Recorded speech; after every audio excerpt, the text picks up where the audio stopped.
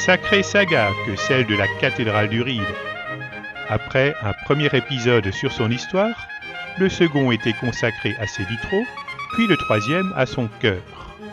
Mais nos jeunes guides locaux n'ont pas fini de nous étonner.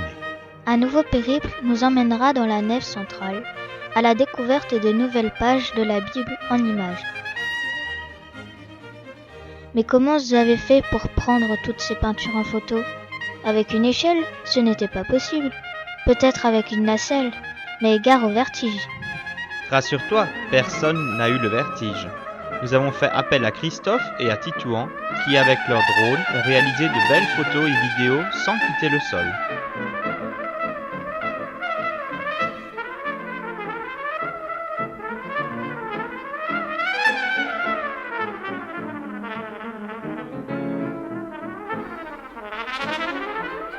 Toutes les fresques, sauf la première, retracent des épisodes de la vie publique de Jésus. Sur chacune sont également représentés 2 saints ou saintes, certains bien connus partout, d'autres moins ou seulement localement en Alsace. Quelle est cette fresque qui n'a pas de rapport avec un événement écrit dans le Nouveau Testament ? Et qu'est-ce qu'elle représente ? C'est la première à droite, dans l'arc triomphal qui sépare le chœur de l'église de la nef centrale. Elle représente la mort de Saint Joseph, entouré de Jésus et Marie. Comment on sait que c'est la mort de Saint Joseph ? Ce n'est pas écrit et il n'y a pas de nom. La traduction du texte écrit en latin et la référence psaume 115 indiquée sous l'image qui nous a mis sur cette piste, Pretiosa in conspectu Domini mors sanctorum eius, est traduit ainsi dans la Vulgate. Précieuse est aux yeux du Seigneur la mort de ses saints. Mais ce n'est pas 15 qui est écrit, mais 5, alors c'est faux. C'est bien 115.5 qui est indiqué, mais il s'agit d'une erreur, peut-être depuis la création de la fresque, ou depuis les travaux de restauration. Quelle étrange scène ! Des personnages autour d'une table, une femme au pied de Jésus. Qu'est-ce qui se passe dans cette maison ? Un indice nous est donné par le texte Vade in pace et la référence Luc chapitre 7 verset 50.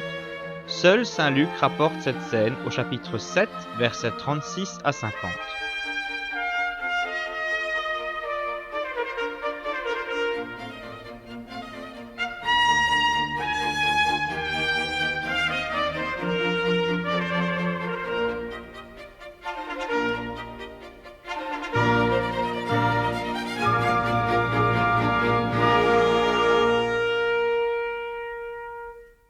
Pour Simon, c'était un incident très gênant. En effet, les pharisiens étaient des juifs orgueilleux qui connaissaient parfaitement les prescriptions de la loi juive et pensaient incarner la perfection. Cette femme, une pécheresse, montra par son attitude une immense reconnaissance envers Jésus qui lui avait déjà pardonné ses nombreux péchés et offert un avenir. Pour ouvrir le cœur de Simon, Jésus lui raconta la parabole des 2 débiteurs. Puis il redit son pardon à la femme. Sur cette fresque, Jésus est avec des personnes, dans une prairie car je vois des moutons. Il tend des clés à l'une des personnes, mais qui est-elle ? Que peut bien dire Jésus ? Quelles portes s'ouvriront à ces clés ? J'aimerais bien le savoir. Saint Matthieu donne toutes les indications au chapitre 16, versets 15 à 19. En route vers Césarée de Philippe, Jésus marchait avec ses disciples et cherchait à savoir auprès d'eux ce qu'on disait de lui. Puis il leur demanda : « Et vous, que dites-vous que je suis ?» Pierre prit la parole et répondit à Jésus qu'il est le Messie, le Fils du Dieu vivant. Jésus, dans sa réponse, joua sur le nom de Pierre, lui révéla sa mission, lui remit symboliquement les clés du royaume des cieux. Pierre est souvent représenté avec une clé, celle du paradis, ou 2, celle du paradis et de la terre. Parfois même 3, la 3e sera celle de l'enfer.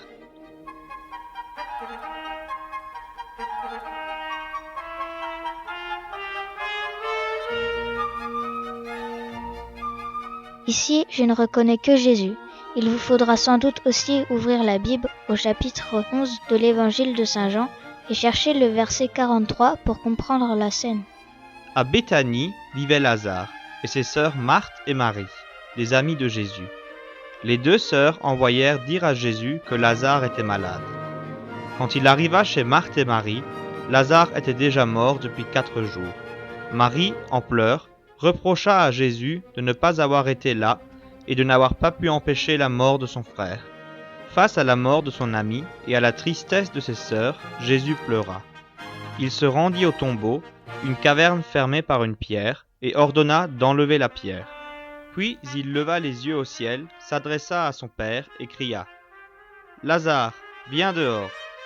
Lazare sortit, mains et pieds liés par des bandelettes.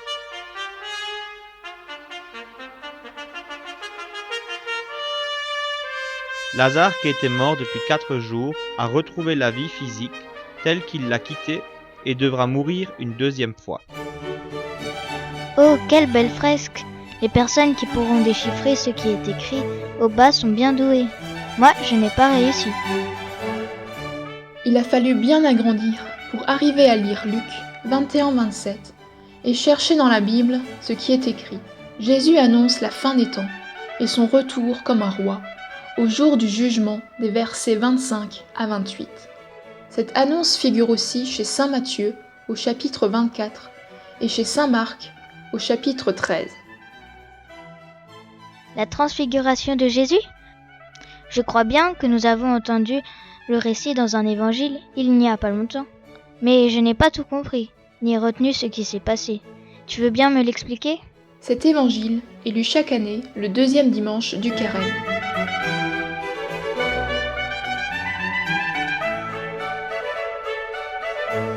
Une semaine après avoir annoncé à ses disciples qu'il souffrirait, serait tué et ressusciterait, Jésus emmena Pierre, Jacques et Jean sur une montagne pour prier. Ils sont les 3 disciples privilégiés que Jésus associa aux moments les plus marquants de sa vie. Pendant que Jésus priait, il devint rayonnant de lumière et ses vêtements furent éclatants de blancheur.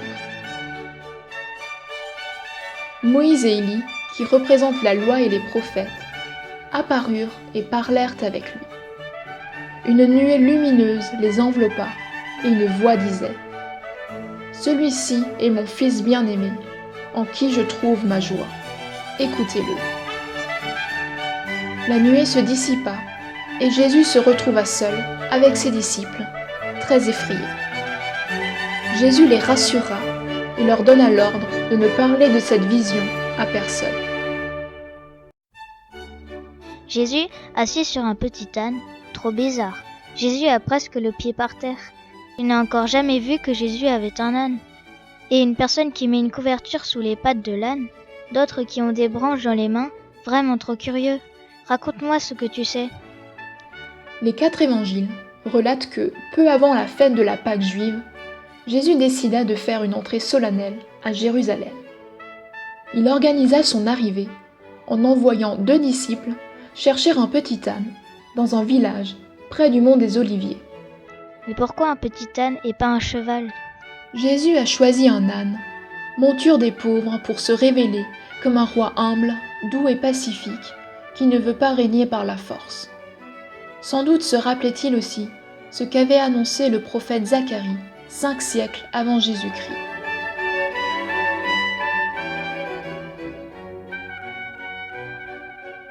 Une foule nombreuse venue à Jérusalem pour la fête de la Pâque accueillit Jésus en déposant des vêtements ou des manteaux sur son chemin et en agitant des palmes coupées aux arbres.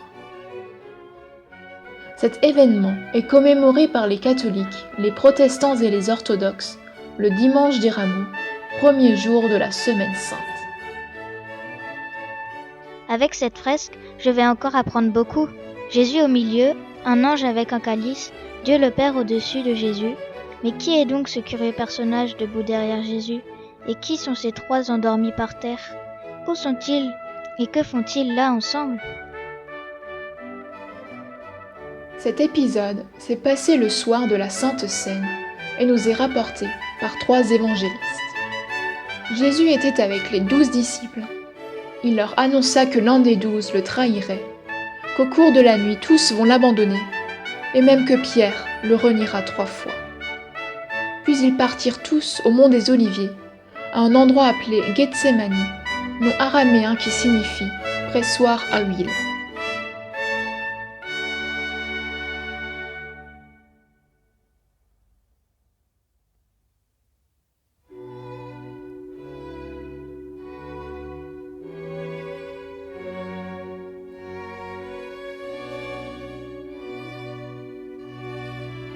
Une tristesse immense s'était emparée de Jésus, qui emmena Pierre, Jacques et Jean plus loin pour prier.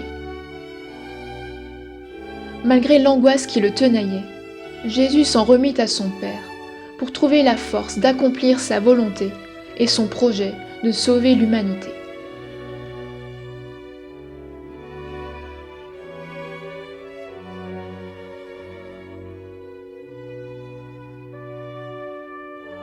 Cette image, je la connais. C'est Jésus qui sort vivant du tombeau. Et pourquoi il y avait des soldats autour de la tombe? À mort, on n'a pas besoin de le tuer ou de le surveiller, ou bien? C'est Jésus vivant, sorti victorieux du tombeau. Le récit de sa résurrection se trouve dans les 4 évangiles, mais seul Matthieu, chapitre 27, versets 62 à 66, précise qu'après la mise en tombeau de Jésus, des grands prêtres et des pharisiens s'étaient rappelés que Jésus avait annoncé qu'il ressusciterait après 3 jours. Ils demandèrent à Pilate, le procurateur romain, de faire surveiller le tombeau, de peur que les disciples ne viennent voler le corps, pour dire ensuite qu'il est ressuscité. Devant le refus de Pilate, ils placèrent leur propre garde. Au chapitre 28, versets 1 à 15, Matthieu rapporte que le premier jour de la semaine, il y eut un grand tremblement de terre, qu'un ange vint rouler la pierre et que les gardes étaient morts de peur. Les gardes partirent raconter ce qui s'était passé. Alors, les grands prêtres leur donnèrent une somme d'argent pour qu'ils disent que les disciples ont volé le corps.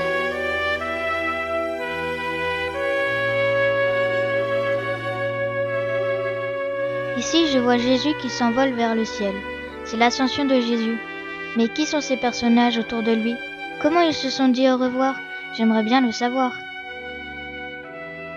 Nous savons peu sur l'ascension de Jésus au ciel. Marc le place juste après la résurrection. Jésus apparaît aux apôtres et les envoie en mission, leur donnant le pouvoir de réaliser des miracles en son nom. Dès le départ de Jésus, les apôtres partirent prêcher à travers le monde. Luc, dans son évangile, rapporte cet épisode après diverses apparitions de Jésus ressuscité. Lors de sa dernière apparition aux disciples effrayés, il leur montra ses mains et ses pieds, mangea avec eux, leur rappela bien des paroles qu'il leur avait dites. Pendant qu'il les bénissait, il fut emporté au ciel.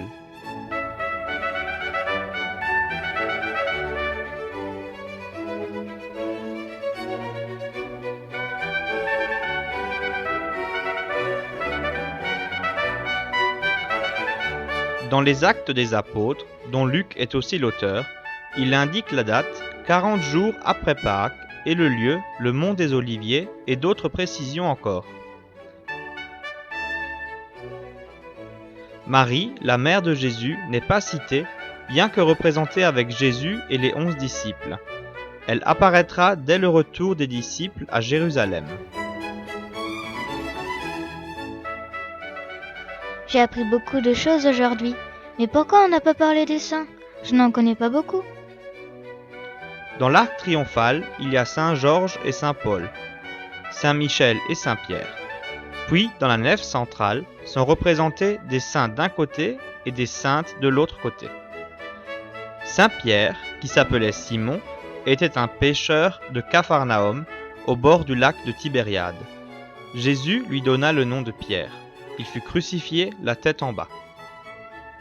Paul de Tarse, ou Saint Paul, portait le nom juif de Saul et persécutait les disciples de Jésus avant de se convertir en un fervent apôtre. Il est l'auteur de nombreuses épîtres, qui sont les documents les plus anciens du christianisme. Il meurt décapité. Saint Georges, Georges de Lydda, fut martyrisé le 23 avril 303 à cause de sa foi dans le Christ. Représenté en chevalier en armure avec croix de Saint Georges, lance ou l'épée, ascalon et dragon à ses pieds. L'archange Saint Michel est le saint patron de la Normandie, de la France, de l'Allemagne, de la Belgique, après Saint Joseph et de Bruxelles, et, depuis avril 2017, de la Cité du Vatican avec Saint Joseph. Sainte Une ou Una offrait des vivres et de l'argent aux pauvres et aux malheureux. Elle les soignait dans leurs maladies et lavait leur linge à la fontaine du village. Sainte Richarde, la fille du comte d'Alsace, avait épousé Charles le Gros, roi des Francs de Rhénanie. Elle fut répudiée, accusée injustement d'adultère pour avoir embrassé la croix pectorale de l'évêque de Versailles. Alors elle se retira à l'abbaye d'Andelot qu'elle avait fondée. Rose de Lima consacra son temps à la prière, la pénitence et au service auprès des Indiens, des infirmes, des vieillards et des enfants abandonnés de Lima. Elle est la patronne des Amériques, de l'Amérique latine, du Pérou, des Philippines, des sœurs dominicaines, des couturières, des jardiniers, des fleuristes et des JMJ de Madrid.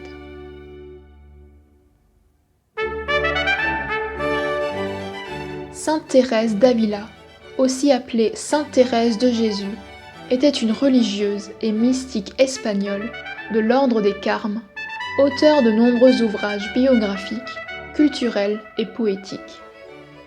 Canonisée en 1622, elle est la première femme proclamée docteur de l'Église en 1970 par le pape Paul VI. Sainte Odile, née aveugle vers 660, fut guérie le jour de son baptême.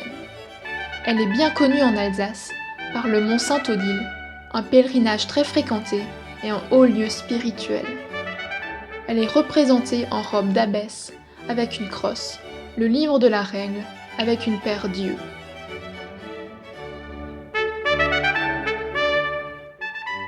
Philomène est le nom d'une sainte, vierge et martyre de l'Église catholique qui a fait l'objet d'un culte de 1805 à 1961, culte provenant des restes trouvés dans une catacombe à Rome qui lui avait été attribué.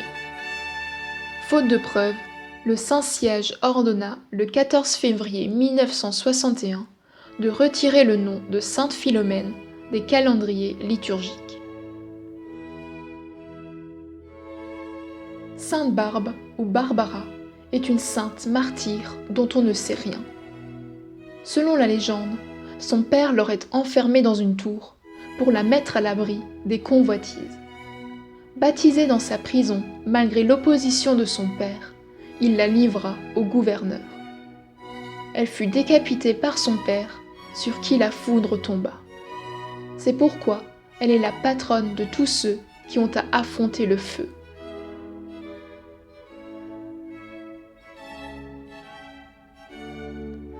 Cécile de Rome, née en 200 et décédée en 230 à Rome, est une des saintes Cécile.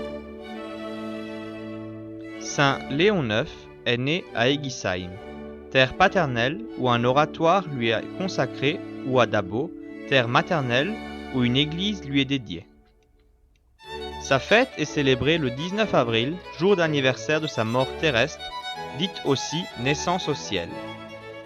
Saint Arbogast aurait d'abord vécu en ermite dans la forêt de Haguenau avant d'être nommé évêque à Strasbourg.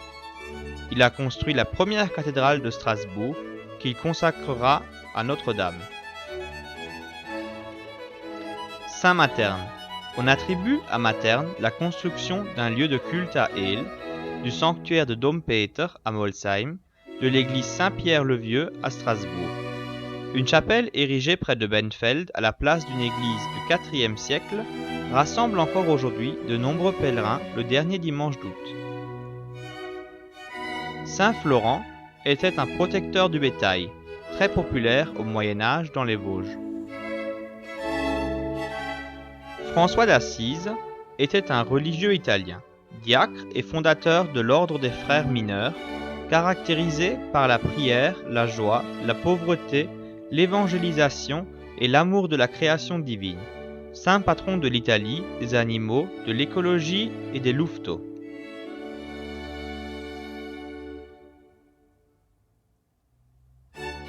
Saint Dominique, né en Espagne, était un religieux catholique.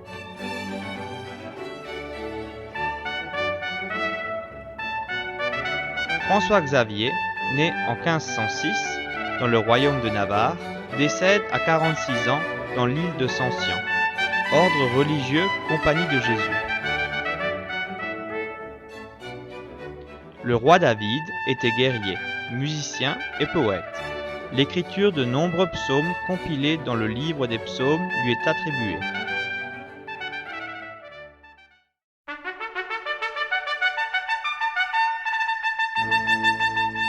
Comment t'es venue l'idée de faire une vidéo de notre église?